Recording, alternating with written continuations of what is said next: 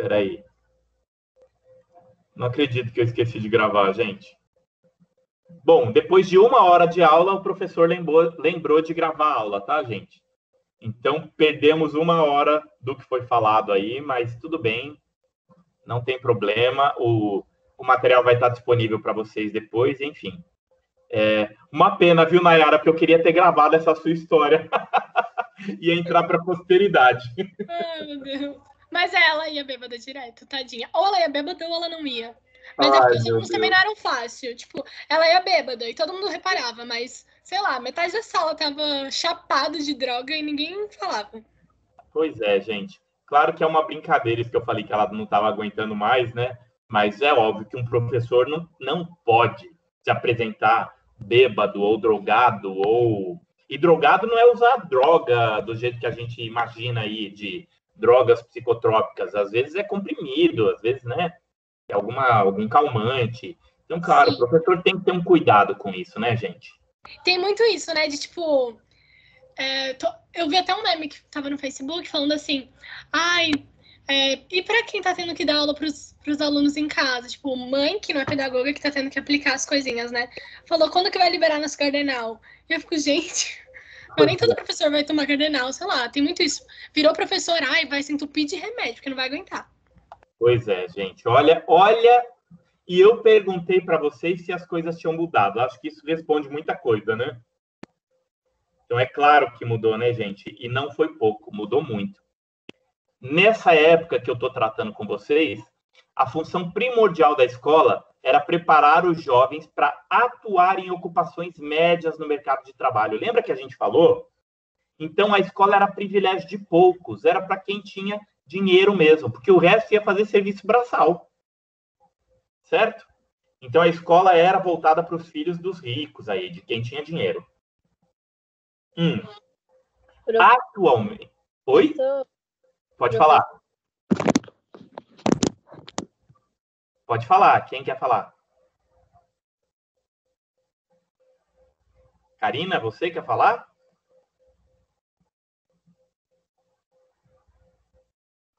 Eita, o que aconteceu aí? É porque meu microfone tá dando um pau aqui, professor. Não entendi. Pode continuar, depois eu falo. É porque meu microfone tá dando um pau aqui. Mas eu tô te ouvindo bem agora, pode falar. Tá ouvindo agora? Tô ouvindo bem. Não, eu ia comentar assim, porque tem escola privadas que os professores ganham super bem, assim, entre aspas, né? Mas o professor não pode ter autoridade de falar essas coisas. Aí, então, eu prefiro não trabalhar numa escola assim. Entendi. Pois é, a escola privada, a gente viu na aula passada que ela segue um modelo de gestão diferente, inclusive, né? Ela não se encaixa, a maioria delas, tá, gente? Não se encaixa muito naquele modelo democrático participativo, né? Na gestão democrática participativa. Porque tem, em muitas delas, uma finalidade de lucro, né? Então, sim, adota um pouco o modelo de gestão de empresa, né? Um modelo muito semelhante à gestão de empresa. Tem uma estruturação toda para captar dinheiro, né?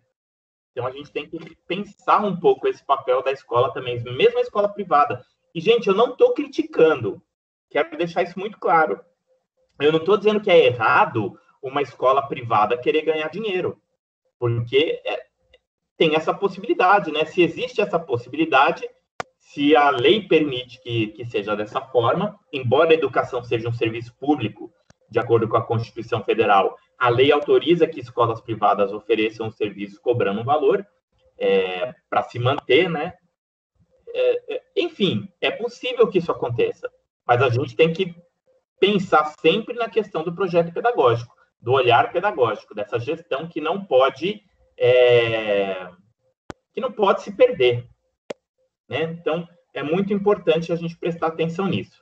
Gente, eu vou voltar um pouquinho aqui, só por conta do fato de não ter gravado, só para vocês entenderem, para quem chegou depois também, na aula de hoje a gente está tratando todos esses aspectos aqui, olha. A gente está entendendo o que é a gestão pedagógica de uma escola de educação básica, quando e por que surge a gestão pedagógica no Brasil, qual é o papel dessa gestão pedagógica e quais são os profissionais que integram a gestão pedagógica nas escolas de educação básica. E aí a gente fez alguns apontamentos históricos de como era pensada essa gestão pedagógica em cada fase, em cada época da história do Brasil. A gente falou um pouquinho do tecnicismo educacional que existia ali nos anos 1950, depois a questão que teve com a ditadura militar, que meio que regulamentou qual seria o campo de atuação do pedagogo dentro de um caráter totalmente conservador e reprodutivista, ou seja, tinham regras rígidas que tinham que ser obedecidas, não se pensava, não tinha muito espaço para pensar, para criar, né? Depois teve uma abertura aí nos anos 80, quando professores começaram a questionar as reformas do governo militar e começaram a entender que o papel do professor não era esse de ficar dentro da caixinha, e sim de questionar e de entender a pedagogia como praxis e de trabalhar essa questão da mediação dos processos de ensino a partir de um projeto pedagógico, certo? Até que, por fim, em 1996, teve a Lei de Diretrizes e Bases da Educação, que está em vigor até hoje, e que intensificou os debates aí em torno do papel do pedagogo dentro desse trabalho de gestão pedagógica. Muito bem. E aí, a gente começou a falar um pouquinho do quanto o pedagogo tem que lançar um olhar para essa questão do projeto pedagógico. Ele tem que ter uma noção de que há uma série de medidas que devem ser adotadas para que não se perca o foco dessa atividade proposta no projeto pedagógico, para que os resultados sejam obtidos, mas que o processo ocorra de uma forma coerente com o projeto. Então, não é só o fim que importa, o próprio processo é importante. E aí, temos os profissionais que atuam na gestão pedagógica dentro da escola, que nós vimos, que é o diretor e os coordenadores e orientadores pedagógicos ou os pedagogos, certo? E a gente viu que tudo isso está inserido e tem que estar interrelacionado com outras dimensões, né, da gestão escolar. A dimensão financeira, a dimensão administrativa, a dimensão jurídica. Ou seja, a escola tem que ter dinheiro, né, tem que ter um cuidado, uma organização com dinheiro, tem que ter alguém que cuide das questões administrativas, dos papéis, dos documentos, né? Tem que ter alguém que cuide da parte de cumprimento de normas. E tudo isso acontece junto, integrado. Então, não dá para eu achar que o fato de eu ser pedagogo e ser responsável pela gestão pedagógica me desobriga de me relacionar com as outras dimensões da gestão e que eu não preciso entender as outras dimensões, certo? Aí a gente falou do projeto pedagógico justamente que ele precisa estar integrado com todas essas dimensões, certo? Que é importante que eu entenda que a criança não passa a sua vida toda dentro da escola, mas ela tem uma vida fora dos muros da escola, e o meu projeto pedagógico também tem que contemplar isso, tem que contemplar a comunidade, tem que contemplar a realidade em que essa criança está inserida, certo? E aí a gente entendeu tudo isso e entrou na questão do olhar pedagógico, que é o que estamos falando agora, de como era a escola no passado e como a escola se transformou agora. Gente, óbvio, eu fiquei 1 hora quase falando sobre isso, e eu fiz um resumo extremamente sucinto agora, em minutos. Óbvio que teve coisas muito mais,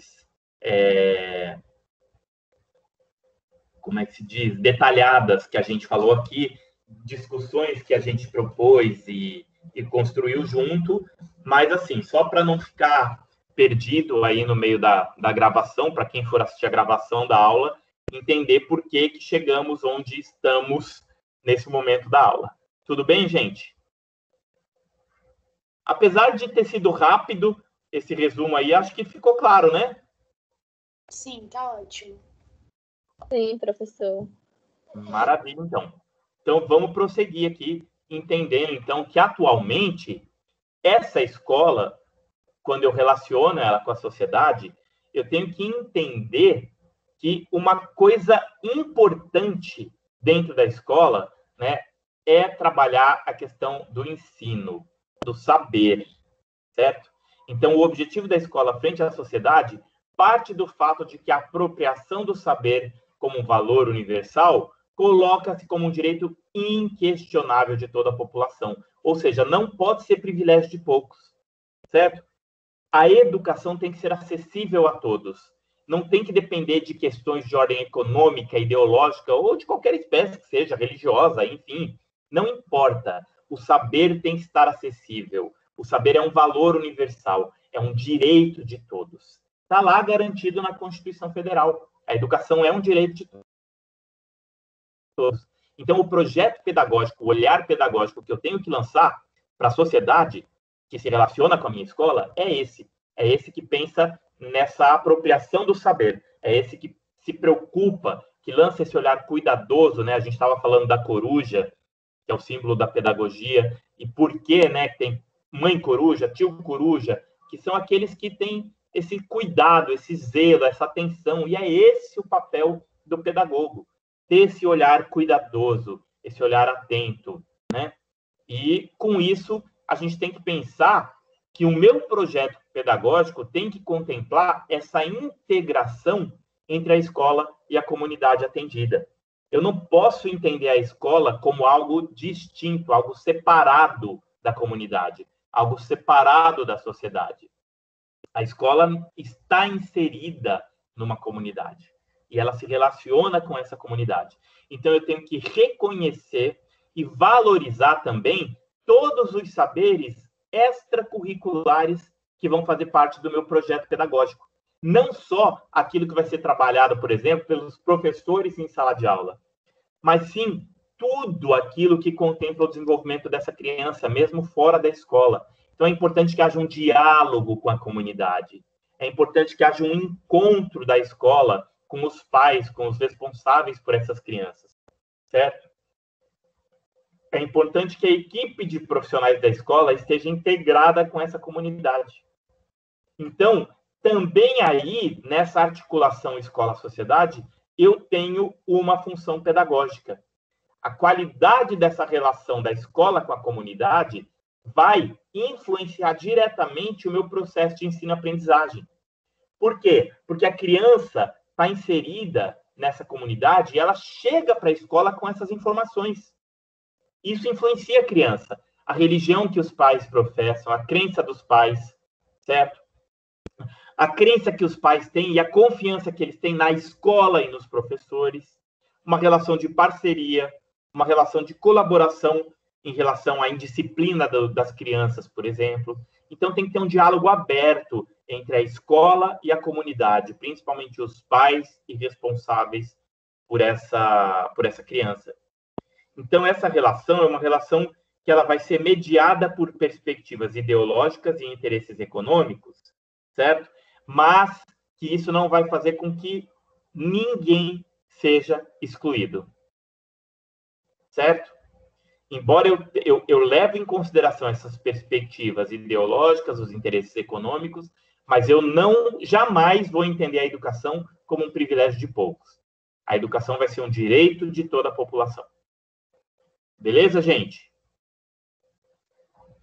Beleza, professor. Beleza, professor. Muito bem. Bom, agora vamos falar de uma coisa essencial, que é o quê? Qualidade na educação. E, professor, isso está difícil hoje em dia, hein? Por que está difícil? Vários alunos falam isso para mim. Professor, hoje a educação não tem qualidade, não. Está muito fraco o ensino, as escolas não estão preocupadas com isso. Tem professor também que não está mais preocupado em ser um bom professor. Por que será que isso está acontecendo, gente? O que vocês pensam? Ou vocês acham que isso não está acontecendo? Que a educação está ok, sim, está com uma qualidade boa? O que vocês pensam sobre isso?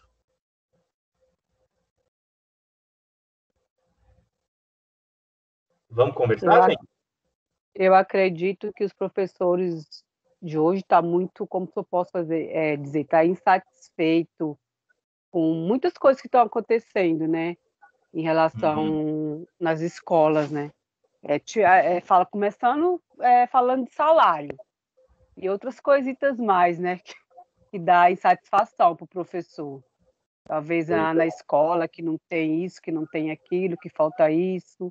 Então, tudo juntando, né? Aí o professor fica um pouco desanimado também. A questão do salário é importante, né, gente? Será que o professor merece ganhar um bom salário? Ah, professora, a questão do salário, ela é bastante importante, né? Assim, né? Com relação à educação. Mas essa questão do salário, eu vejo aqui pelo nosso país, é um reflexo também da falta de respeito do governo com o professor, com a classe dos professores, entendeu? Essa desvalorização não é somente monetária, né? A desvalorização é da pessoa do professor. Ele deixou de ter uma representatividade mesmo ali na educação, de ser algo, de ter um valor realmente que vale a pena ali para o governo e tudo mais, né? Até mesmo para a sociedade. Porque antigamente o que o professor falasse dentro da sala de aula era lei, havia respeito por parte dos alunos e por parte do professor, até mesmo por parte da comunidade. É claro que havia alguns absurdos, né? Assim, alguns tipos de coisa que não se devem fazer dentro de uma sala de aula com alunos. Mas a grande parte das vezes, numa época boa, né? Quando o professor era respeitado, ele pelo menos tinha um prazer em dar aula, né? Assim, porque ele era reconhecido, né? Também. Pois é. Tinha um prestígio que parece que não tem mais, né? Sim, antigamente, uma vez eu ouvi falar que ser professor antigamente era homem que casava com mulher professora estava bem, entendeu? Acho que nessa época aí da ditadura até, acho que foi mais ou menos nesse período, né? Assim, Pois as mulheres que eram professoras na época eram mulheres que eram bem cotadas, né? Assim, né? Porque estavam trabalhando com educação e tudo mais, que ganhavam consideravelmente bem, né? Ali, claro, porque trabalhavam com os filhos das pessoas mais abastadas, né? Pois é. E os desafios dos professores hoje? Será que são maiores do que os desafios do passado? Vocês acham que está aumentando esse desafio? Estão. Gradualmente aumentam cada vez mais. E por que será que isso acontece? A sociedade muda, né, professor? A sociedade vem mudando muito rapidamente, sabe? Assim como a gente tem falado, tem acontecido muitas mudanças muito rápido, principalmente comercial e tecnológica, e nós demoramos para nos adaptarmos, né? Não somente professores, mas o nosso país mesmo. O nosso país ele é muito atrasado no conceito de educação. Sempre foi. Eu acho que o professor tem que se atualizar também, né? Porque, por exemplo, lá onde eu trabalho é um ambiente escolar, óbvio, só que é tudo muito tecnológico. Então, muitas das vezes tem atividade no tablet e tal. E querendo ou não, hoje em dia, a gente precisa disso. Tanto que, como a gente está trabalhando online, uma das coisas que foi passada é que a gente tem que fazer um curso que se chama Letramento Digital. E nesse curso fala que, fora a gente tem que aprender a criança a ler e escrever, a gente tem que ensinar também que não se pode confiar em tudo que está na internet, né? Porque na minha época de escola era tipo copia e cola, sabe? Na maioria das vezes. E hoje eu vejo que, gente, tinha muita coisa ali que eu tinha que ter pesquisado melhor. Exato. A gente está vivendo a era da fake news, né, gente? Exatamente. Então, olha só, a internet é isso, gente. Os desafios estão muito grandes porque a informação está disponível a todo tempo. Não tinha isso antes. Eu fazia pesquisa na Enciclopédia Barça. Quem lembra disso? Nunca ouvi falar. Eu. Olha só. Na época da educação básica, era Enciclopédia Básica. Olha isso. Dicionário Aurélio. Dicionário Aurélio. Mas isso eram uns livros que pesquisavam? Eram livros. Era um tijolo, né? Não era um livro. Era um livro de... Uma coleção, né? Era uma coleção. Caríssima. E todo mundo... eu tinha. Porque era isso, né? Minha mãe, né? Não é Google, gente. Pensa num mundo sem Google. E é claro que os desafios aumentaram porque antes os professores sabiam onde estava a informação e onde os alunos iam pesquisar. Agora não, gente. Agora você encontra informação em tudo. E é bem isso que a Nayara, acho que a Nayara falou, que hoje você encontra coisa excelente e coisa péssima, coisas falsas, coisas erradas. E o aluno, às vezes, vai fazer um trabalho e ele coloca aquilo como se fosse verdadeiro. Agora, você imagina a criança, né, pegando aí a educação básica, imagina a criança que fica à mercê de informação da internet, que não tem uma atenção dos pais, porque os pais trabalham o dia inteiro para botar comida em casa, né, porque agora é assim, todo mundo trabalha, e aí a criança vai para a escola e o professor tem que trabalhar com tudo isso. Isso daqui é um amigo meu que me manda, você acredita? Como é que é? Desculpa, cortou. Boa noite, professor. Desculpa o atraso, tá? Imagina. Só consegui chegar agora em casa. Sem problema. Eu tinha esquecido de gravar a aula também, viu, Ana Grace? Mas aí eu fiz um... Nossa, eu parecia Quem assiste o desenho do Papaléguas? Eu parecia o Papaléguas dando aula aqui para contemplar a gravação, né, gente?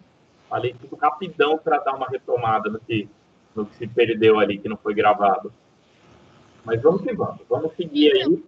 Ó, professor, eu não tô aparecendo, minha câmera tá meio ruim, viu? Por isso que tá preto, acho que tá queimando aqui, só para ajudar.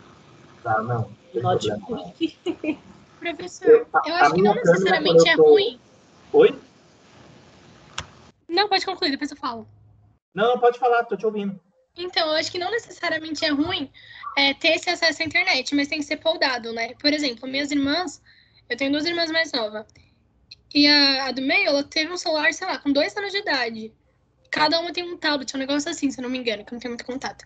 Mas, pela internet, a criança, ela aprende muita coisa. Tem canais educativos, né, no YouTube. Só que o pai tem que podar, tem que, por exemplo, se inscrever em canais que ele quer que a criança veja, e às vezes acompanhar, tipo, ir no histórico e ver, ó, meu filho tá vendo isso aqui, mas o que tá falando aqui é mentira. Por exemplo, terra plana, sei lá. Tem uns assuntos muito nada a ver na internet, que tem que ver o que o aluno tá vendo. O pai tem que ver, né? Não só o professor tem que estar atento nisso. Exato. Mas é isso que eu digo, os desafios são maiores por conta disso mesmo. Mas a internet não é ruim, muito pelo contrário. A gente está vivendo a era da revolução tecnológica. Hoje, o termo globalização ganhou um novo conceito, né, gente? Porque se a gente for pensar, a internet quebrou todas as barreiras.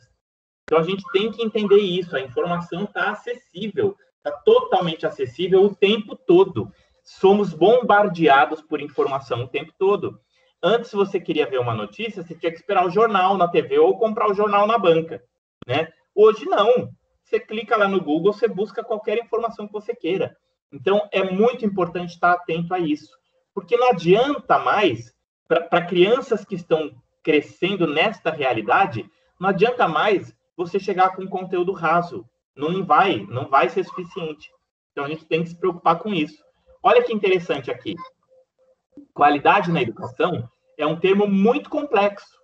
Depende de intenções e concepções. Qualidade para quê e para quem? Eu tenho que ver quem é o público e qual é o meu objetivo. Então, o Libani, ele fala que a educação de qualidade promove a todos os domínios de conhecimentos e as capacidades cognitivas, operativas e sociais necessárias ao atendimento de necessidades individuais e sociais dos alunos. Ou seja, é algo complexo, né? Eu vou ter não só me preocupar com a questão do conhecimento, da informação, como com a questão da capacidade cognitiva, né, do desenvolvimento cognitivo, operativo e social. E eu tenho que pensar no aluno, né, como indivíduo e como integrante de uma comunidade. Então, eu tenho aspectos individuais e aspectos sociais a serem considerados. Então, cada equipe escolar vai ter que estabelecer um consenso sobre qual é o padrão de qualidade e quais vão ser os critérios que vão nortear o seu projeto educativo. Então, muito interessante isso, né? Não tem uma fórmula, mas eu tenho que pensar nisso.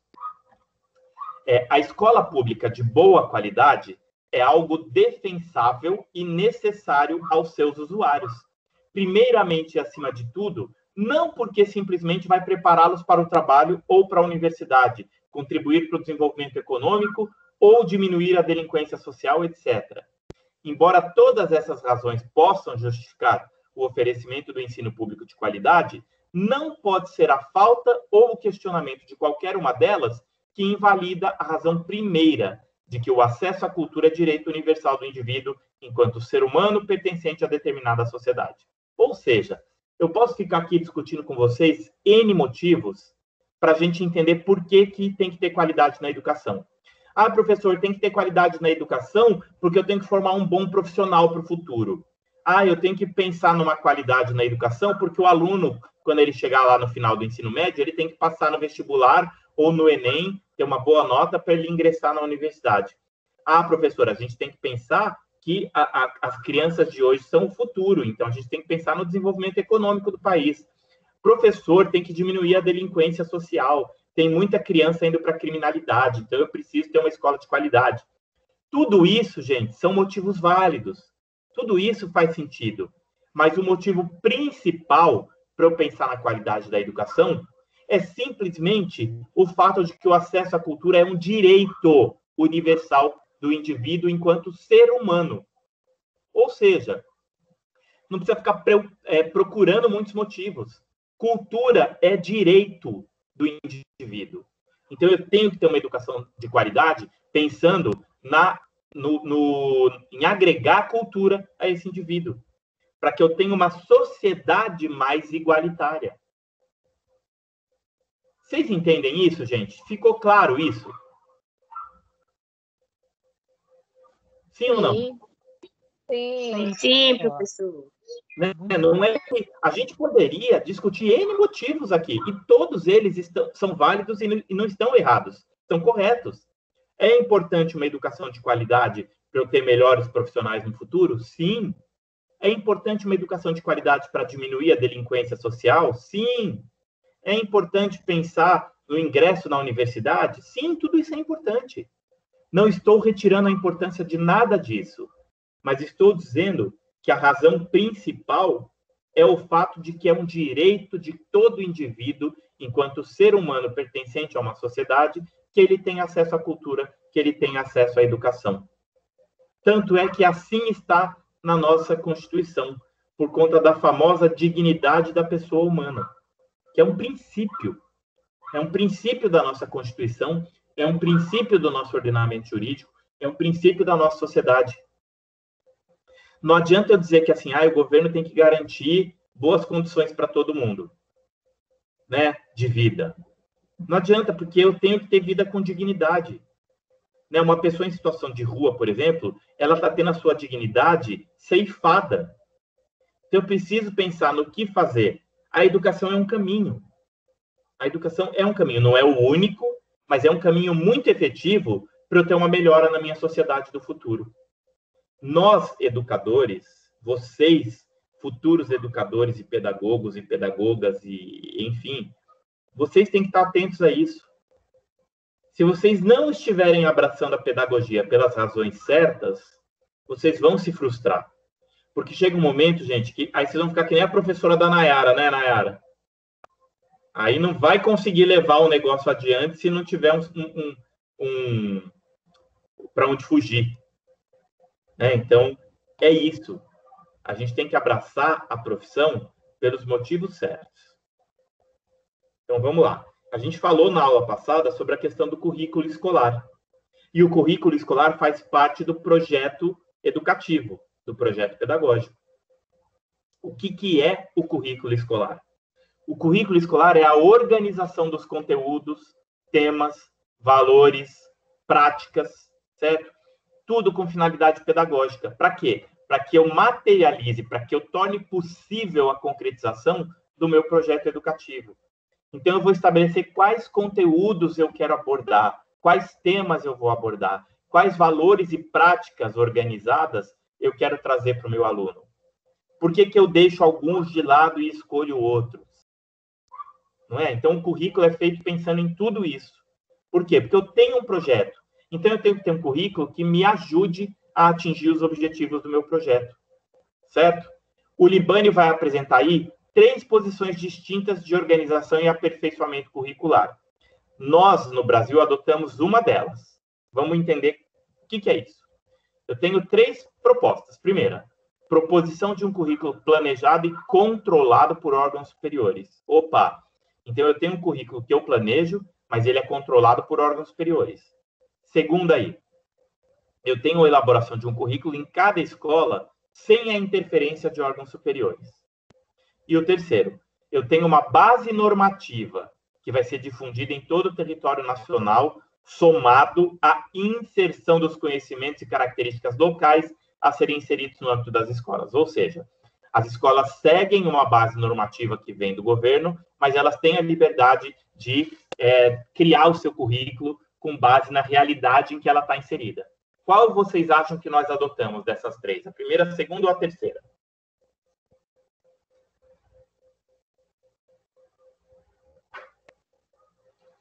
A terceira, professor. Todo mundo acha que é a terceira? Ou só a Gil? Eu acho que é a terceira também. Tainá também acha que é a terceira. Quem dá mais? Eu acho a terceira também. Vamos igual. E aí? Acho que é as 3. As 3? Não pode ser as 3. Uma exclui a outra ali. Olha só. Se eu tenho um currículo planejado e controlado por órgãos superiores, eu não posso ter uma base normativa e liberdade para criar. Se esse currículo é planejado e controlado por órgãos superiores, eu tenho que receber ele e colocar ele em funcionamento. Em prática. Né? Eu tenho que fazer esse currículo acontecer com base no que foi planejado e controlado por órgãos superiores. Na época do ensino militar, tinha um pouco isso, tá? Bom, a outra fala que eu posso elaborar um currículo sem nenhuma interferência de órgãos superiores, liberdade total na segunda.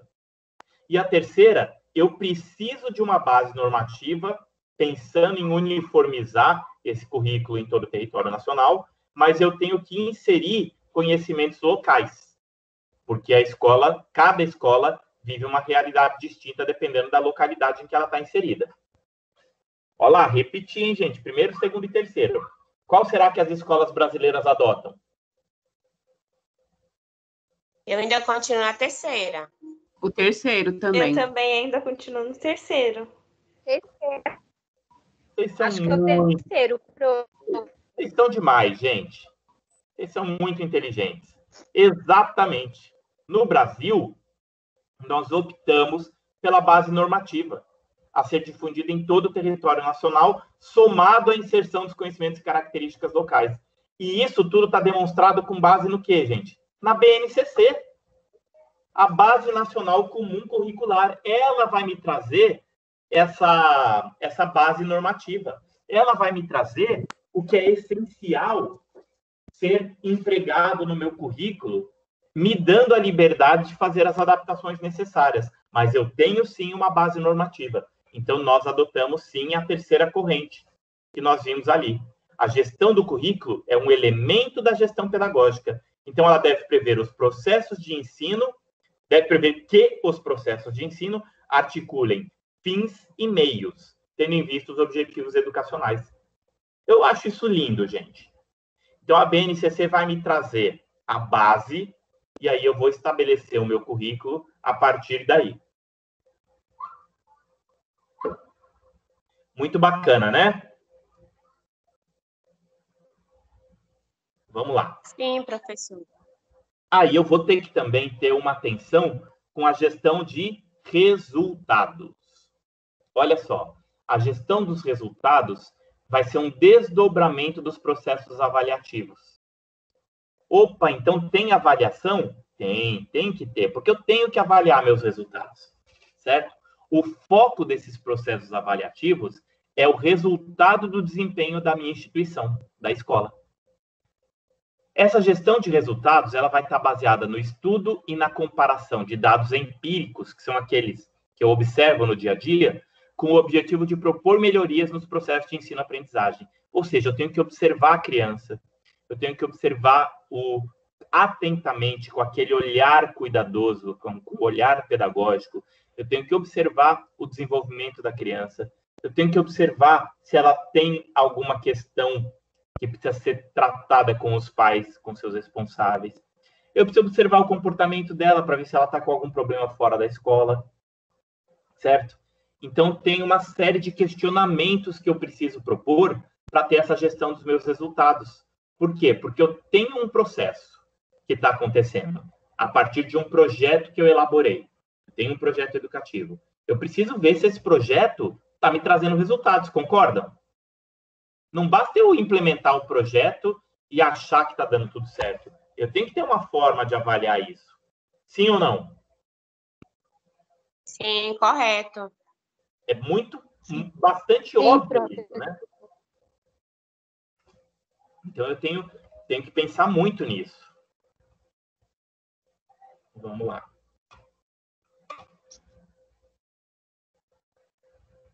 Bom, então, olha só, algumas perguntas que eu vou fazer para a minha gestão de resultados. E eu vou pedir para vocês me ajudarem agora. Primeira pergunta. Que habilidades os alunos estão aprendendo ou deixando de aprender em cada unidade de ensino, em cada segmento de aprendizagem, em cada turma, com cada professor, em cada turno escolar, na escola como um todo? Segunda, há diferenças de resultados entre alunos pertencentes a grupos diversos? Por exemplo, meninos e meninas, nível socioeconômico das famílias, repetentes ou não? Há diferença de resultados numa mesma série entre alunos com professores diferentes? Há diferença de resultados entre alunos com turnos diferentes? Como se poderia superar essas diferenças? O que vocês percebem desses questionamentos aí? Quero que vocês... Eu vou deixar na tela. Vou deixar na tela. Opa, tem gente chegando agora. Vou deixar na tela, vou dar 5 minutinhos aí para vocês lerem essas perguntas e refletirem sobre elas, que a gente vai fazer um pequeno debate sobre essas perguntas agora, no que tange aí a gestão de resultados. A gente já viu que a gestão do projeto pedagógico ela é muito ampla, né? Então, a gente viu a gestão ali da escola, né? A gente viu a gestão da equipe, a gente viu a gestão do currículo e agora a gente está vendo aí a gestão de resultados.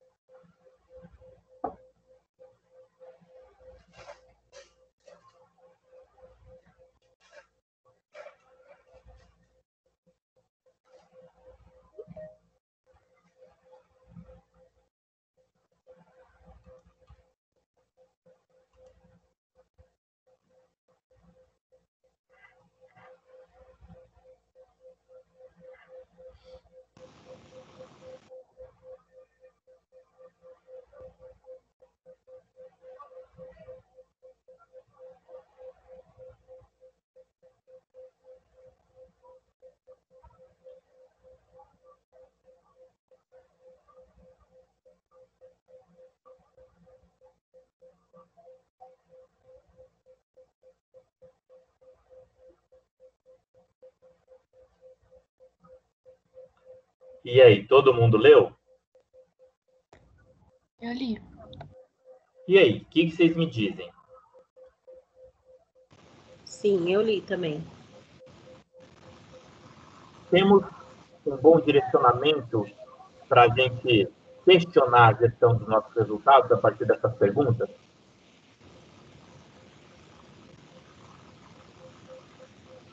Não entendi sua pergunta, professor. Falhou aqui para mim. Temos um bom direcionamento a partir desses questionamentos aí, para a gente avaliar a gestão de resultados da nossa escola, do nosso projeto educativo? Sim. Temos, né? Sim. Mas e aí, como que a gente vai pensar nisso no dia a dia?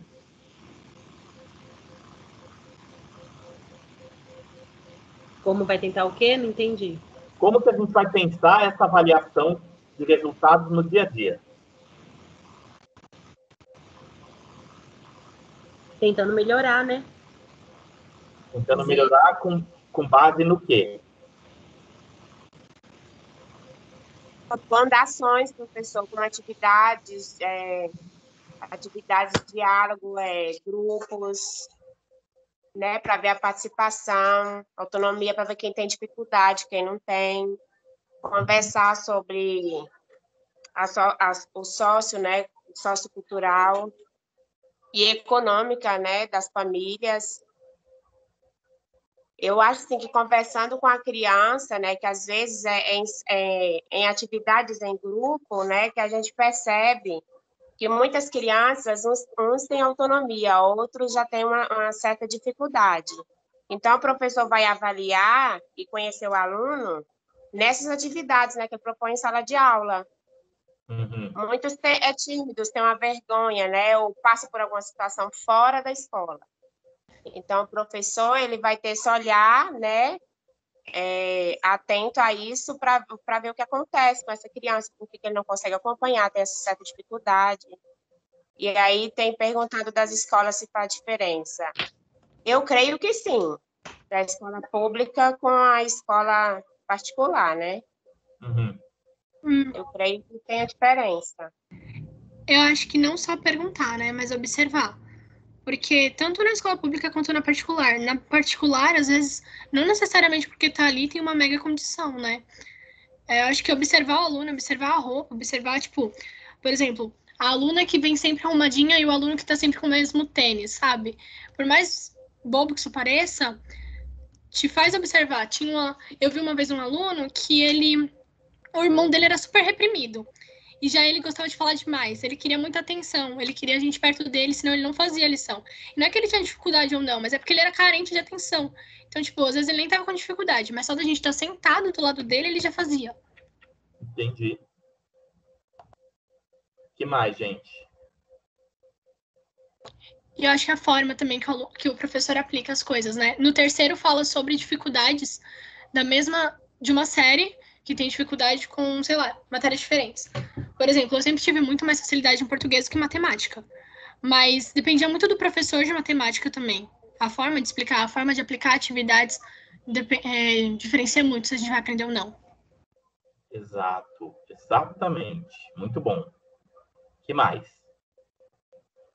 Podem falar das experiências de vocês também, viu? Se alguém tiver alguma experiência que queira dividir aqui com a gente, isso é bacana, ilustra a aula, né? Deixa a aula bem mais interessante. E aí, gente? E aquela questão da diferença, por exemplo? Professor? Oi? Professor, eu percebi assim, é porque tem crianças aqui no meu bairro, né, que estão com dificuldades, porque não estão conseguindo entrar nas aulas online, assim, né, da prefeitura, do estado. Então, eu dou até umas aulas particulares, estou ajudando, né, um pouquinho elas. Então, eu percebi, assim, que as crianças que têm os professores que são mais carinhosos ao ensinar, sabe? Que tem aquele carinho com a criança, sabe? Aquele entendimento do saber da criança, eles aprendem mais. Agora, o professor que é mais bruto, que teve criança que chegou aqui para mim e falou: minha professora me chama de burra, ou meu professor me chama de burro. Eu percebi que eles têm mais dificuldade em aprender. Nossa, isso é inadmissível, né, gente? Chamar uma criança de burro, de burra, é inadmissível. Isso. Eu falei para ela assim, mas você não é burro, você é inteligente, você errou hoje, daqui a pouco você está sabendo. Todo mundo erra, né? Explicando isso para ela, hoje ela falou, não quero ter outra professora se não for você. Ela falou para mim, eu fiquei até emocionada. Nem professora eu sou ainda, né? Mas eu estou tentando ajudar essas crianças. Que bom. Eu acho que não só chamar a criança de burro, né? Mas dá a entender que ela é burro. Às vezes algumas coisas que o professor faz fica tipo, nossa, eu não consigo fazer. Eu tinha uma professora que eu não acho que era por maldade. Mas na minha segunda série eu sempre tive muita dificuldade de copiar as coisas. E essa professora, ela literalmente pegava meu caderno e copiava tudo pra mim, e daí eu só respondia. Só que isso que fez eu me apoiar nela e não tentar ser independente, sabe? Essa questão de fazer lição. Exatamente. Gente, são tantos questionamentos. Então, Oi, fale. professor, eu também tenho uma ano, até com dificuldade de ler, né? Ela tem um pouquinho ainda. E aí ela falou para a mãe dela, mãe, eu não gosto da minha professora porque ela briga comigo quando eu não consigo ler. E esses dias eu fiz um joguinho de palavras com ele, só que eu falei assim, eu vou tentar, né? Vamos ver. E ele leu 30% das palavras, coisa que eu fiquei admirada, assim, né? E ele falou, mãe, aquela professora que você me leva, ela me ensina muito bem, eu gosto muito dela. E eu fiquei, assim, muito feliz porque ele conseguiu ler 30% das palavras que eu dei para ele. Então, é com carinho que eu acho que o professor tem que ensinar, né? Com jeito, com dedicação, né? Eu acho que é isso que tem que acontecer num professor, né? Vamos voltar na ideia da coruja? Seria um professor coruja? Isso, eu acho. Eu acho que tem que ser, Sim, professor. Exato. Aquele olhar que eu falei, né, gente? Olhar pedagógico, tá num dos slides ali. É um olhar atento, um olhar cuidadoso, né? O professor tem que ter isso e todos os envolvidos no processo educativo. A gente não pode esquecer que aqui a gente não está tratando só do professor. O professor ele é um ator nesse processo, mas eu estou tratando da gestão. E quem vai cuidar da gestão, a gente já viu que é o diretor, o coordenador, o orientador e o pedagogo. Então, o pedagogo vai se questionar isso. Por que que aquela turma aprende melhor com aquele professor e a outra turma não? Está nesse questionamento aqui, ó. Há diferença de resultados numa mesma série entre alunos com professores diferentes? Se existem diferenças, eu tenho que entender por quê. Há diferença de resultados entre alunos com turnos diferentes? Por que que a turma da manhã está desenvolvendo mais que a turma da tarde? Se eles estão tendo os mesmos conteúdos, se o projeto é o mesmo. Percebem que eu tenho que identificar o problema? E para identificar o problema, é muito o que a Nayara falou, tem que ter uma observação. Não é só questionar, não é só... Eu tenho que observar, eu tenho que estar atento. É o olhar pedagógico que eu falo, né? Tem que estar atento a tudo que está acontecendo. A escola, gente, é um universo muito amplo, né? São muitos alunos, muitos profissionais envolvidos, comunidade. Então, eu tenho que estar atento. Afinal de contas, eu tenho um projeto. E um projeto é algo que eu implemento pensando em fazer ele dar certo. Alguém aqui já elaborou um projeto e pensou assim, ai, tomara que dê errado? Se alguém já fez isso, divide comigo que eu estou ansioso para saber. Ou quando a gente faz um projeto, a gente quer que ele dê certo.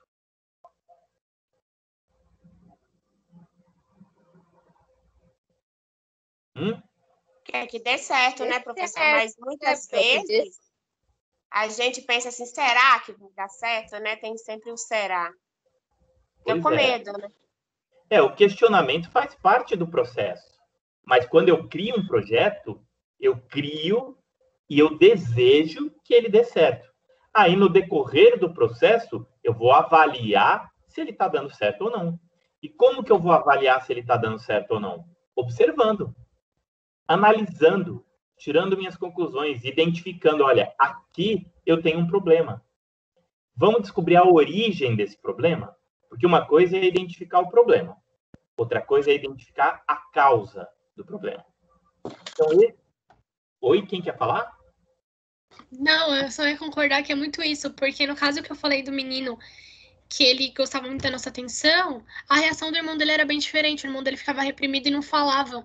E, tipo, ambos eram o mesmo problema, só que tinham reações diferentes àquele problema. Que era a separação dos pais, essas coisas, que estava bem difícil na vida deles. Exatamente. Um ficou mais introspectivo, o outro ficou totalmente extrovertido, buscando essa atenção, mascarando, né, uma dor. É muito interessante pensar nisso. Olha que legal, gente. Então, para a gente pensar nessa gestão de resultados, a gente tem que avaliar essas questões, certo? Então, a gente tem que pensar nisso. Isso é muito importante. Olha só. Hoje, o que a gente aprendeu? O ponto de partida para toda reflexão, acerca da importância do olhar pedagógico parte da gestão pedagógica. Ou seja, eu tenho que ter um bom gestor pedagógico do meu projeto, certo? E isso também é fundamental para a formação da minha identidade escolar. Então, a concretização dos objetivos educacionais, pensada no âmbito da gestão pedagógica, resulta desse olhar pedagógico sobre as práticas educativas. Então, olha a importância deste olhar pedagógico que eu estou tratando com vocês, né? O quanto é importante para quem vai ser aí gestor, para quem vai ser orientador educacional, coordenador pedagógico, ou o pedagogo atuando na escola, ou para quem vai ser diretor de escola, ou para quem vai ser professor, eu tenho que ter essa ideia de que o meu projeto educativo precisa estar sob uma gestão de qualidade. Eu tenho que ser uma pessoa preparada para ser gestor. Gente, não é fácil ser gestor. Não é qualquer um que chega lá e fala assim, não, dá isso aqui que eu faço. Tem gente que fala isso, né? Daqui que eu faço. Não é assim que funciona, né? Não é daqui que eu faço. Eu efetivamente tenho que estar preparado para isso, né? Eu tenho que estar preparado. Por isso que existe um curso de pedagogia. Senão, imagina, qualquer um mandava um currículo lá, fala assim, qual a experiência que você tem? Ah, eu cuidei da minha irmã. Pronto, tá apto a ser pedagogo. Não é assim, né, gente? Vai muito além disso. E sabe que tem... Ó, agora eu vou dividir uma preocupação que eu tenho com vocês. Tem uma preocupação com os profissionais que a gente está formando. De verdade. Tem gente passando pela faculdade, literalmente passando pela faculdade, sem efetivamente estar aproveitando a faculdade, assim, integralmente. Isso é uma coisa que me preocupa muito. Sabe por quê, gente? Porque, assim, é um momento que não vai voltar. Tem gente aqui que já está no 7º semestre, por exemplo, 6º, 7º semestre. Já tem uma caminhada, né? E eu deixo isso como questionamento para vocês, né? Eu estou chegando agora aqui, né? Sou professor novo na casa, estou começando a conhecer vocês, mas eu vou deixar um questionamento. Até quanto as minhas conveniências estão me atrapalhando no meu desenvolvimento pessoal e profissional?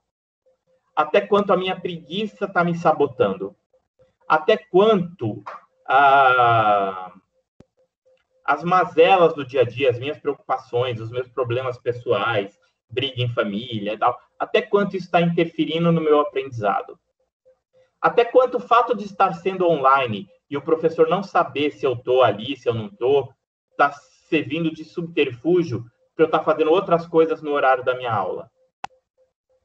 Até quanto a minha preocupação com outras coisas, com outros aspectos da minha vida, estão influenciando a minha formação? Será que, com tudo isso, eu vou estar apto a fazer uma boa gestão de um projeto educativo? Será que estou seguro de que crianças deixadas sob o meu cuidado, sob a minha responsabilidade, vão ter o melhor de mim? Será que eu me preparei? Será que eu prestei atenção na aula do professor Flávio hoje e efetivamente acompanhei os questionamentos que ele trouxe e coloquei a cabeça para pensar e realmente tive uma postura questionadora, crítica, analítica? Ou será que eu estou indo no vai da valsa e tudo bem? Para mim, eu vou nivelar por baixo, que para mim tá bom. Se eu não abrir a boca, o professor não vai me perguntar nada e para mim tá bom. E aí, hein, gente? São muitos questionamentos, né?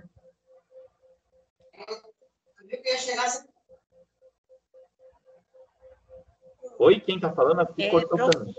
É profundo. Porque eu posso falar por mim. Eu preparei uma aula hoje, li uma série de coisas, trouxe uma série de coisas. Eu pretendo promover um debate, mas às vezes eu sinto que na hora do debate, muitas pessoas evitam participar. E o debate, depois a pessoa reclama de candidato que não participa de debate, né? A gente faz igual. Verdade, concordo. Eu percebo também, professor. Eu vejo que na maioria das vezes são as mesmas pessoas que falam aí. São as mesmas pessoas. Eu até estou ficando um pouco mais calada, porque, e acompanhando a sua aula, Porque na maioria das vezes são os mesmos que falam. É aquela meia dúzia, se for contar, são 6 pessoas. Pois é, na primeira aula tinham quase 60 alunos, hoje eu tenho metade da turma. Mesmo assim, não justifica somente 6 pessoas falarem. Exato. Verdade, cada um poderia... O posicionamento aí, professor, foi perfeito. Eu gostei bastante. Me fez refletir a algo que eu já fiz. Eu saí de casa cansada. Ao invés de eu ficar aqui em casa, que eu ia já curtir a família, né? Já estava cansada mesmo. Mas eu saí daqui e fui para a faculdade. Eu cheguei lá cansada, eu não consegui introduzir nada, assimilar nada, entendeu? Porque eu saí daqui cansada, mas mesmo assim eu fui. Então era melhor ter ficado, né? Porque eu não adquiri nada naquele dia, porque eu estava cansada. Então, faz a gente refletir em certas coisas que é verdade. Gostei. Pois é. Eu acho que falar aqui outra é coisa, mais difícil que falar pessoalmente. Oi, peraí. Quem tá falando? Tá. A outra menina falou também. Eu falei assim, que a gente tá aqui para errando que se aprende. Eu acho que a gente não tem que ter vergonha de falar, entendeu? Sim, claro, claro. Eu sempre falo isso, gente. Aqui não tem certo e errado. O erro é o melhor caminho para o aprendizado. Sim.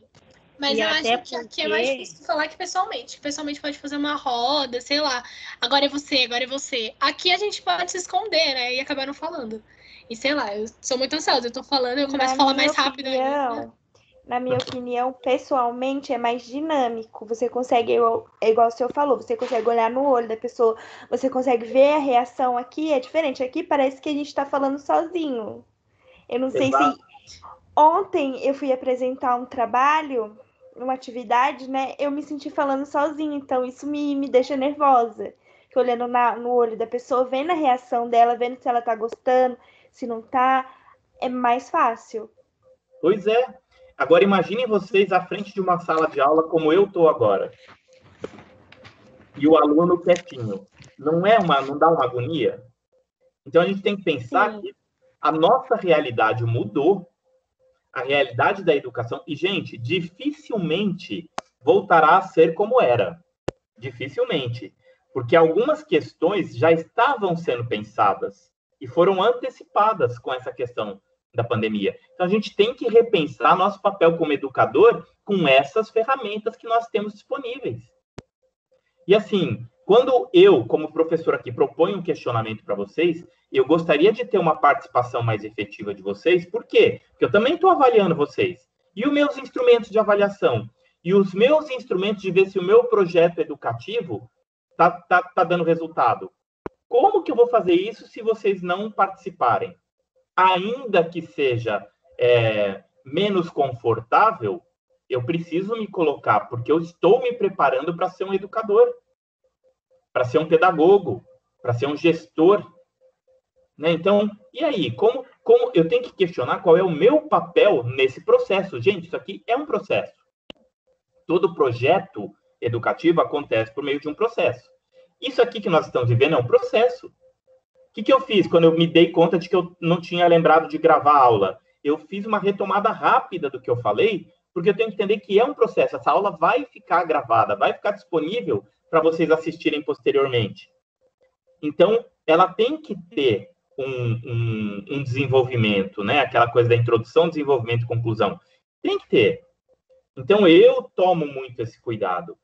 E aí, quando chega na hora da proposta, da atividade, minha aula nunca é 100% teórica. Eu preciso, desde já, avisar vocês disso.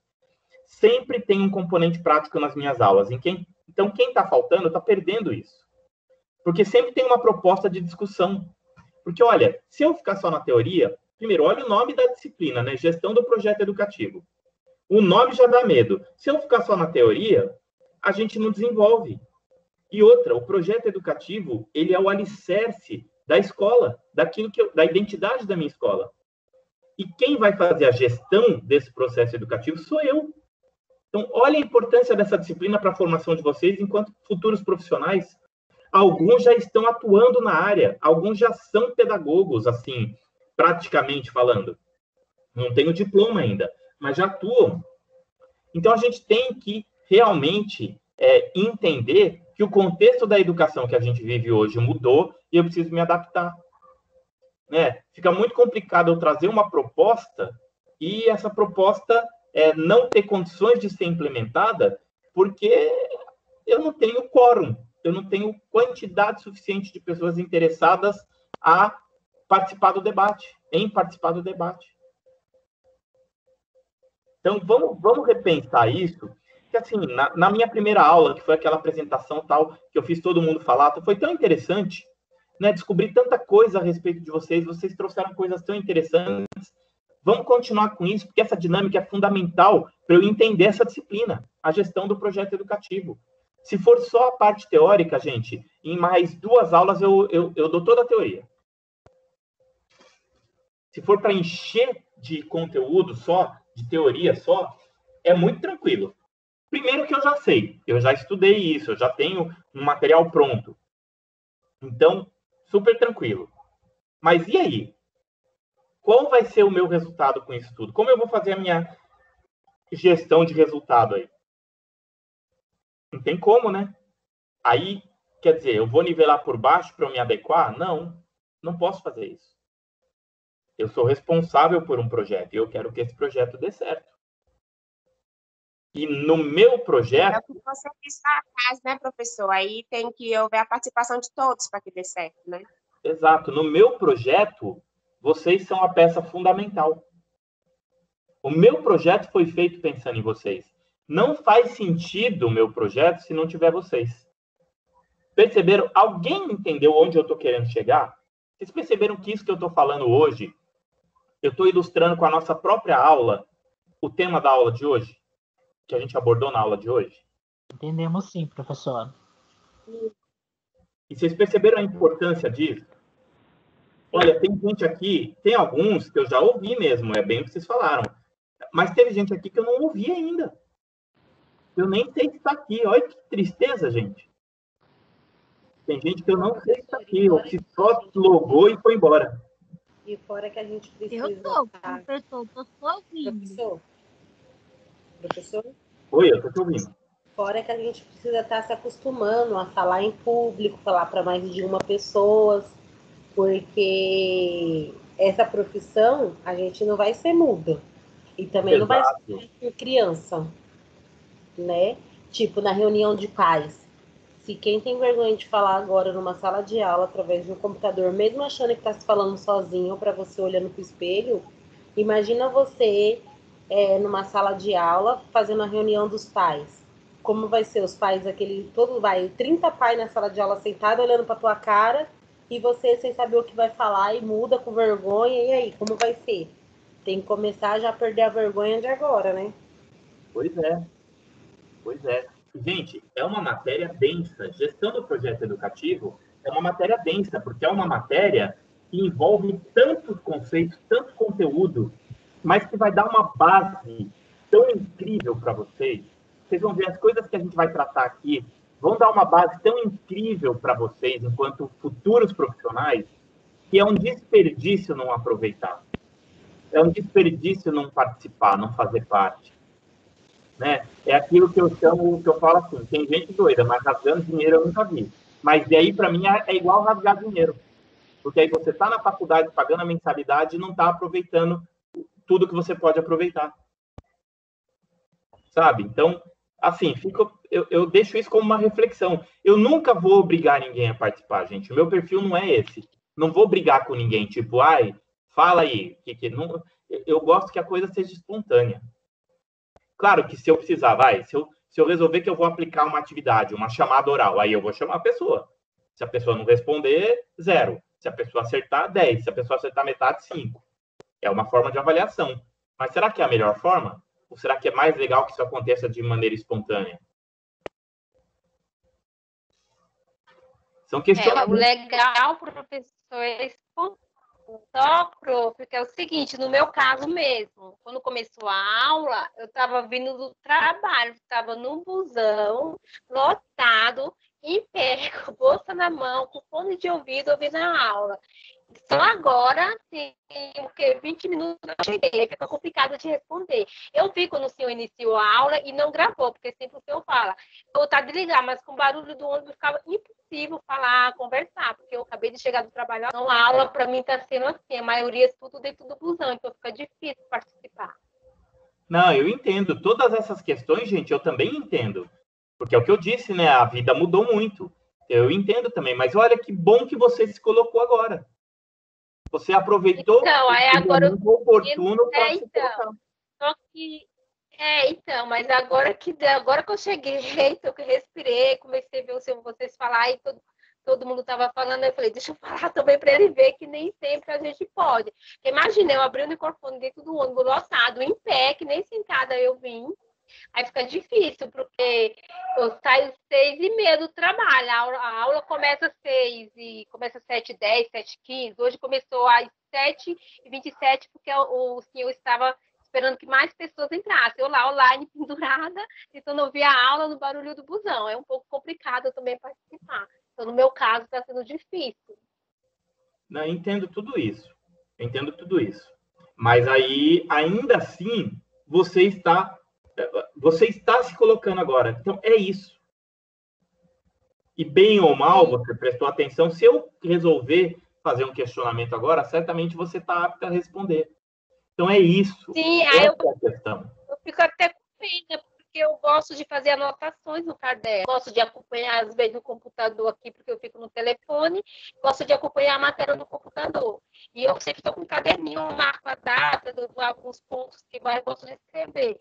Eu não me sinto impotente, porque, tipo assim, eu estou lá pendurada, porque antes eu saí do meu trabalho e ia para a faculdade, então era mais fácil. Aí agora está sendo complicado, porque eu estou trabalhando e eu, justamente no horário que eu saio, que é às 6h, 6h30, horário que eu levo 2 horas para chegar em casa, imagina, né?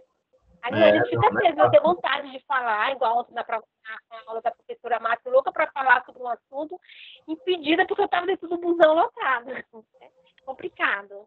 Não, mas perfeito. Acho legal você colocar isso, porque é uma questão para a gente pensar também. Essa nova realidade que a gente está vivendo traz também novos problemas. Esse certamente é um deles. Né? Imagina, a pessoa depende de uma boa conexão para participar, depende de estar num ambiente onde não tenha muito ruído para ela conseguir falar. Mas olha que legal você trazer isso exatamente nesse momento. Porque é isso, né? É uma nova realidade. Então, eu tenho que ter um olhar pedagógico, um olhar atento a esta situação para eu entender que existem questões também, além de um comodismo, de alguma coisa que se pode pensar no primeiro momento, relacionadas com a dificuldade de participação. Tudo isso é importante a gente levantar. Sim, igual você estava comentando, quando eu estava chegando em casa, você está falando justamente isso. Uma das alunas estava falando sobre isso, né? A observação do aluno, o que é que ele passa, no caso que a menina falou dos 2 irmãos, né? A comparação. Eu estava vindo andando e ouvindo isso. Eu queria dar um palpite, mas eu falei, nossa, tá difícil, sem anotação, não tem nada.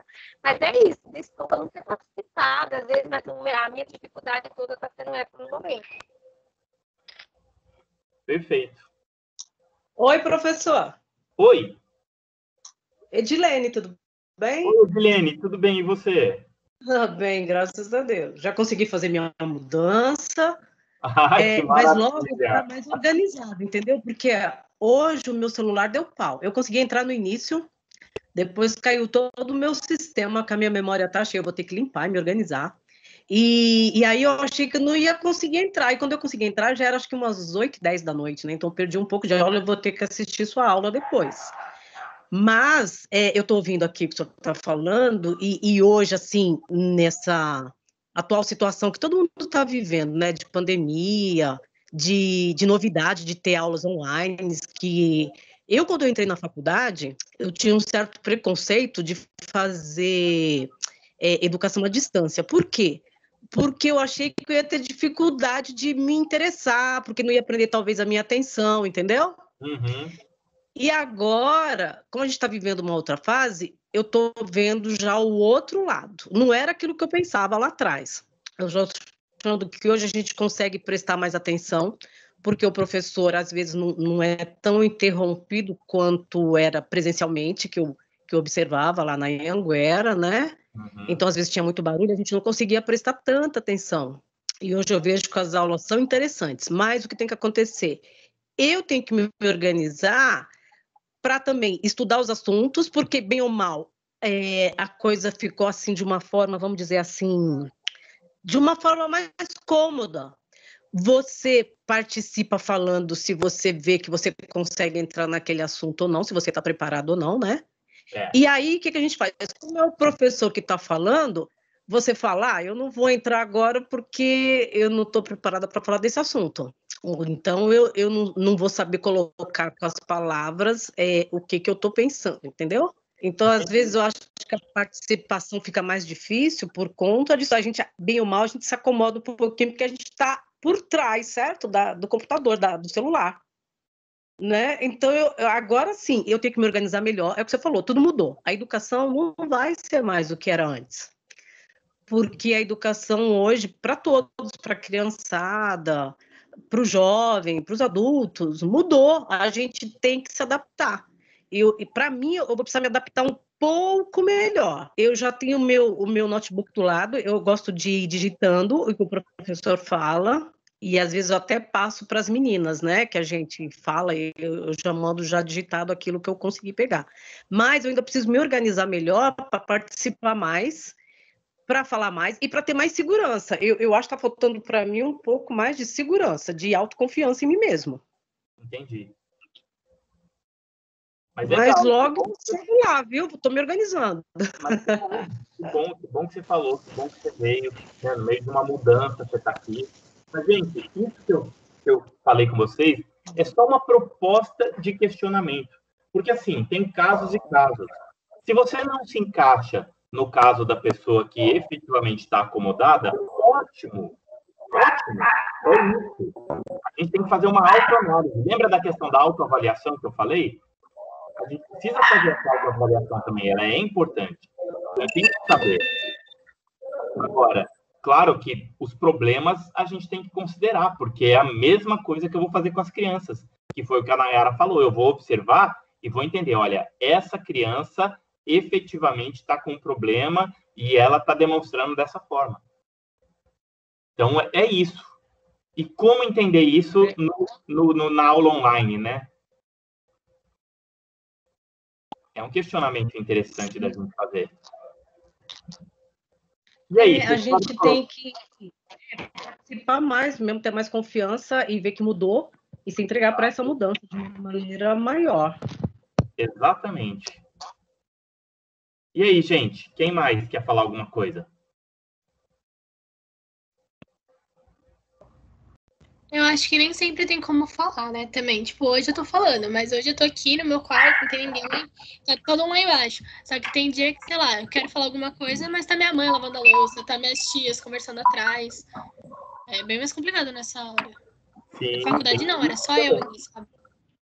Tem isso também, isso é um fato que a gente tem que considerar. Olha quanta coisa a gente está levantando nos minutos finais aí. Que mais? Então, professor.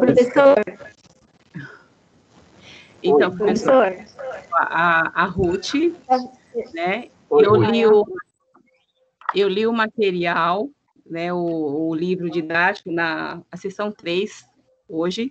Li a semana passada, li essa semana de novo, li hoje.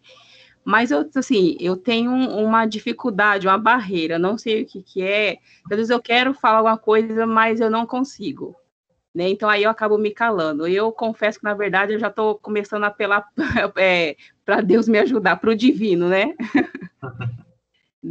Essa dificuldade é uma barreira que eu tenho, não é só agora, sempre fui assim. Eu sei que eu tenho que melhorar, eu tenho que quebrar essa barreira, porque eu vou estar diante de uma sala. Né, mas eu tenho essa dificuldade. Mas eu tô aqui. Legal que você trouxe isso, muito bom dividir isso com a gente. Eu acho que a questão do chat pode ajudar nisso, né? Que às vezes, sei lá, a gente tá num dia mais ansioso, acaba falando tudo embolado, e como o chat não tá aberto, é difícil. Essa questão de estar falando essa questão de falar, assim, de achar que está falando com uma máquina tal, para mim, eu acho até mais fácil do que eu estar falando lá na roda de conversa na sala. Né? Não seria essa questão, não. Ou na sala ou aqui, a dificuldade para mim é a mesma, de me colocar. Ah, entendi. Concordo com a colega, professor. O quê? Concorda exatamente com o quê? Dificuldade de falar em público e dificuldade tecnológica também. Por exemplo, eu estou logada no celular e no notebook, porque o meu notebook do nada ele apaga. Aí eu tô 2 vezes aí, dá para perceber, né? Tô vendo aqui. Então, Mas que legal. o meu celular eu não consigo te ouvir. E do computador eu consigo ouvir o senhor, só que um dos dois está falhando, aí Entendi. Legal, olha, quanta coisa a gente está levantando só agora, gente. Coisas que podem interferir no nosso projeto educativo, né? Na nossa gestão de resultados, né? Que mais? Alguém quer colocar mais alguma coisa? Estou gostando. Mas é verdade. Boa noite, professor. Não sei se Oi, boa noite. Fala, Natália. Professor. Oi, tá ouvindo? Tô ouvindo. Então, ó, no meu caso, é que eu tô trabalhando, né? Eu saí agora do serviço, então eu entro na sala, eu só fico escutando, na sua como de todos também, né? Às vezes fica até sem graça, tipo, vocês perguntam alguma coisa e eu não posso responder, né? Mas eu tô prestando atenção, tá? Legal, bom. Legal, muito bom saber.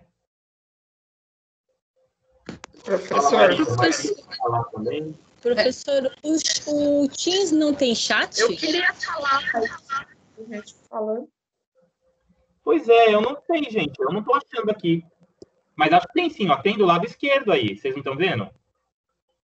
Mas, o chat, quem é o organizador, tipo o senhor, por exemplo, tem que liberar para os alunos, porque eu vejo que meus colegas, não daqui da faculdade, mas de outra, eles conversam, eles têm tudo, às vezes não está funcionando.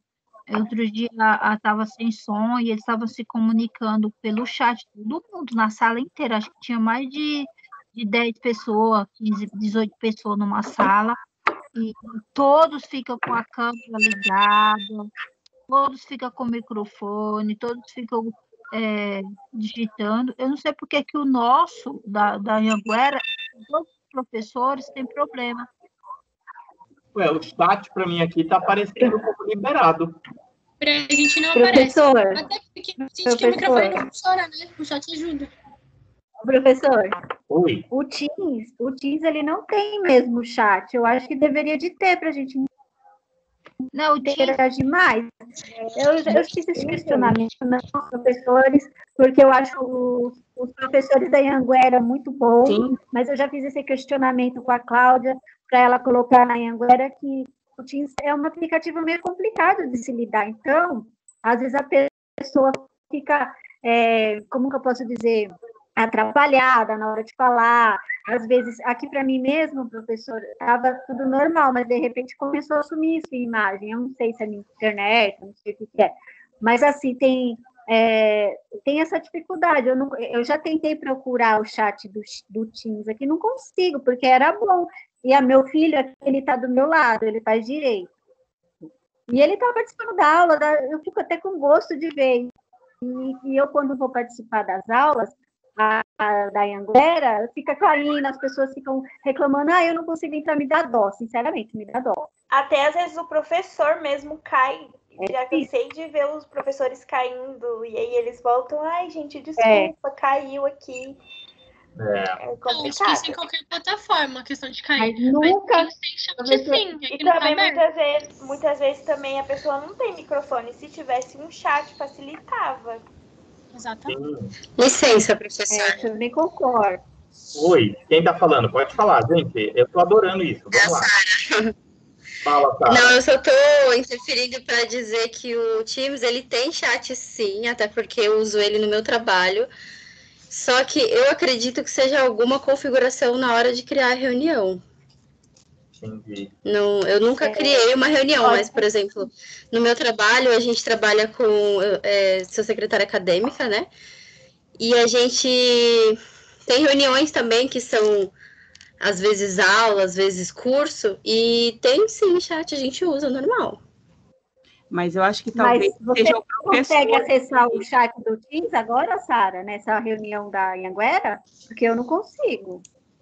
Não, eu acho que Então, eu acho que é alguma configuração, na verdade, mas que o Teams tem chat, ele tem.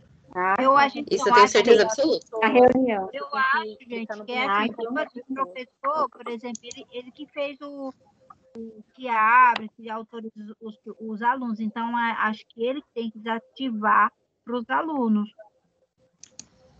Talvez não seja o professor, pode ser né? Para mim, do lado esquerdo da minha tela, não sei se aparece para vocês, se a visão de vocês é a mesma. Aparece um chat debaixo de atividade. Então, mas quando a gente clica, ele fala assim, só pode conectar a pessoa que faz parte da equipe. Convidar pessoas, o professor não consegue. Só responsável pela reunião, professor. A gente não pode interagir nesse chat, porque para mim aparece também, mas... Então, daí ele tem que colocar a gente como que faz parte da equipe, entendeu? Assim, a gente faz parte da equipe dele.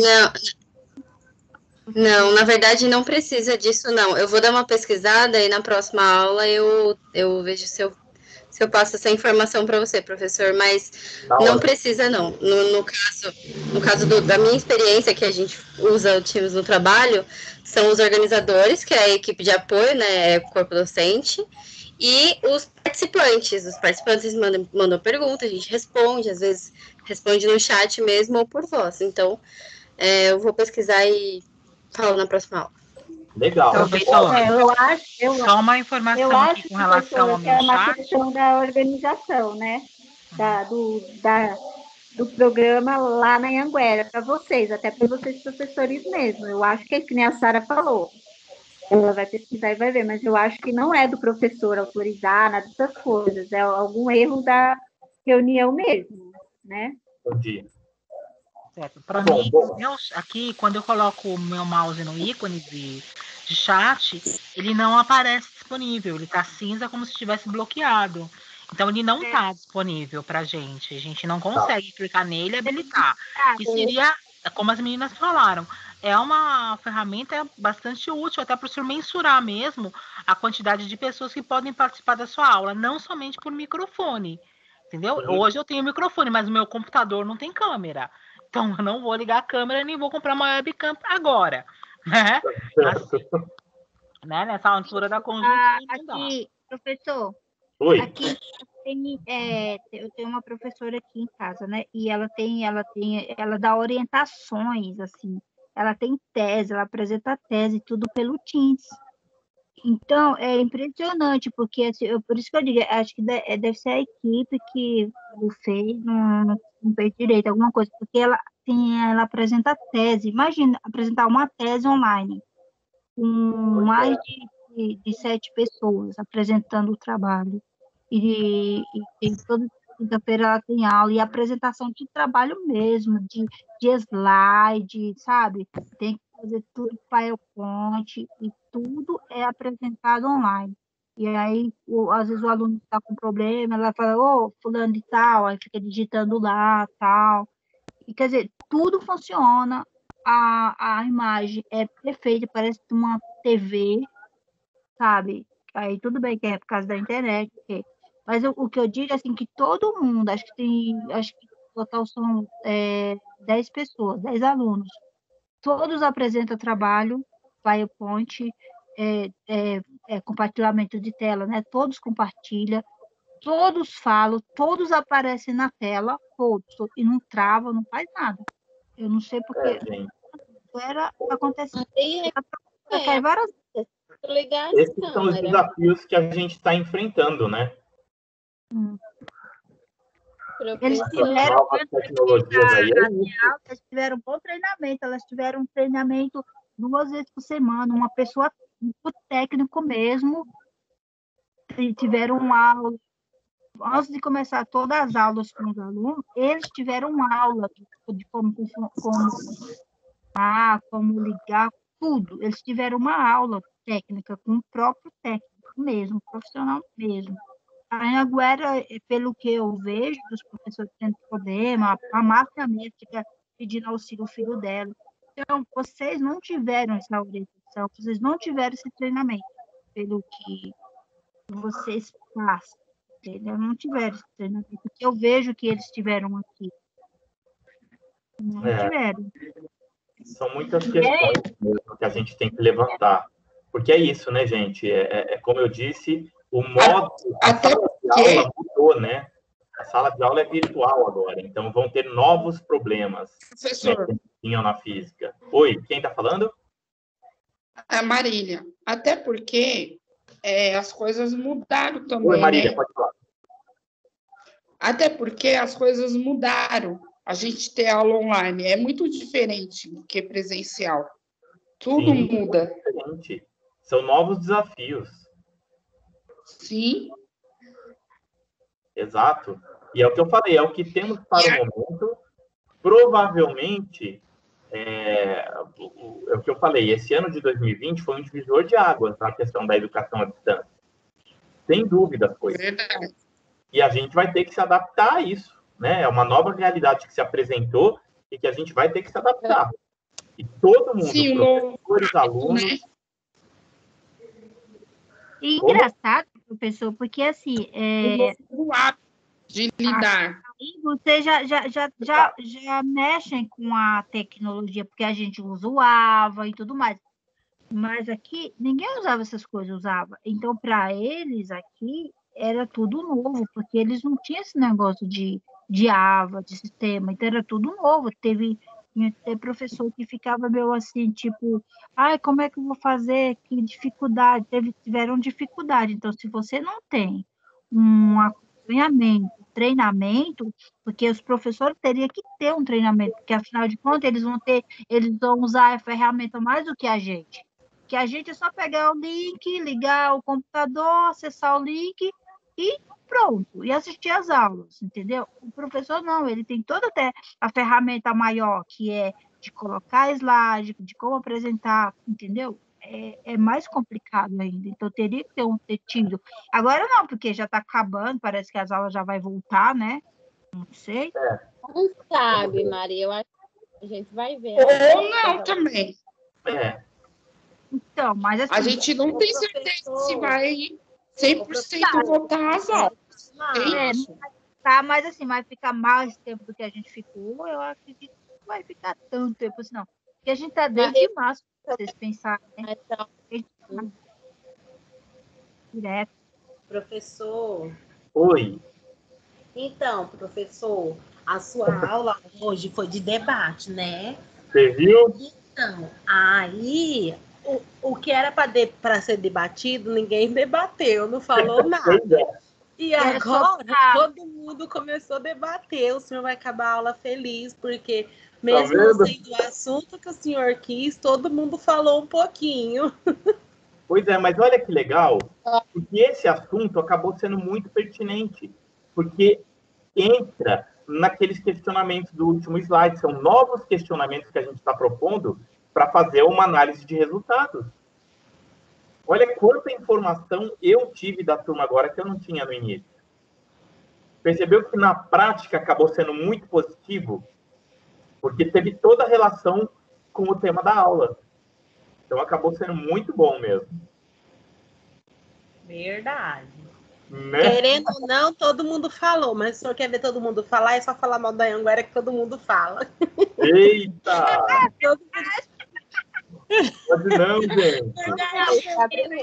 A gente está falando de gestão, né? De trabalhar em conjunto. De tudo, Maria.